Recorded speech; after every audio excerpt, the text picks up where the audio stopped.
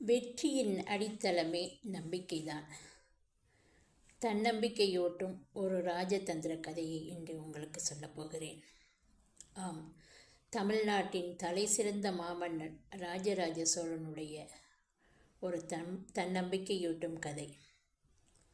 அப்பொழுது ராஜராஜ சோழன் அவர்களிடம் சிறிய படைகள் தான் இருந்ததாம். அதை வைத்துக்கொண்டு பெரிய பெரிய படைகளையெல்லாம் முறியடித்த சாகசக்காரர் சக்கரவர்த்தி என்று கூட அப்பொழுது அவரை சொன்னார்களாம். ஒருமுறை அவர் எதிரி மீது படையெடுத்து சென்றபோது அவருடைய படை வீரர்களுக்கும் தளபதிகளுக்கும் நாம் இந்த போரில் வெற்றி பெற முடியுமா என்ற சந்தேகம் வந்ததாம்.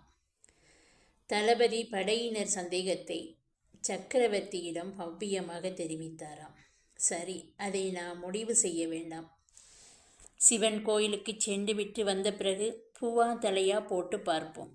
என்ன வருகிறதோ அதன்படி செயல்படுவோம். போருக்கு செல்கையில் முழு மனதோடு செல்ல வேண்டும்.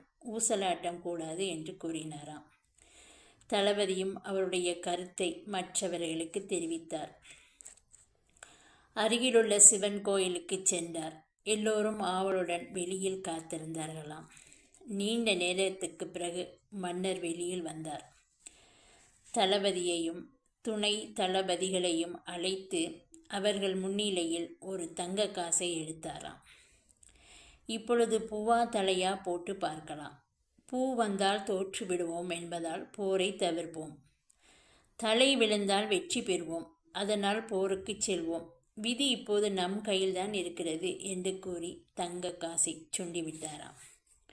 அது சுழன்று மேலே சென்று கணீரென்று தரையில் வந்து விழுந்ததாம். எல்லோரும் ஆவலுடன் குனிந்து பார்த்தார்கள். தலை விழுந்திருந்தது. எல்லோருக்கும் மிக்க மகிழ்ச்சி. ஆரவாரம் செய்து மகிழ்ந்தார்களாம். உறுதியான முடிவுடன் போருக்கு சென்றார்கள், வென்றார்கள்.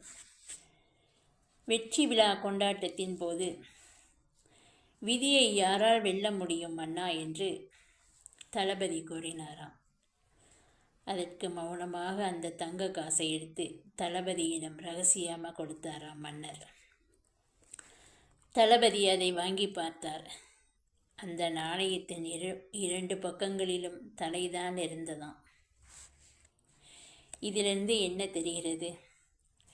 நம்பிக்கையுடன் செயல்பட்டால் எத்தகைய காரியத்தையும் எளிதில் வெல்லலாம். விதியை கூட மாற்றி அமைக்கலாம் என்ற ரகசியம் புரிகிறது. நன்றி.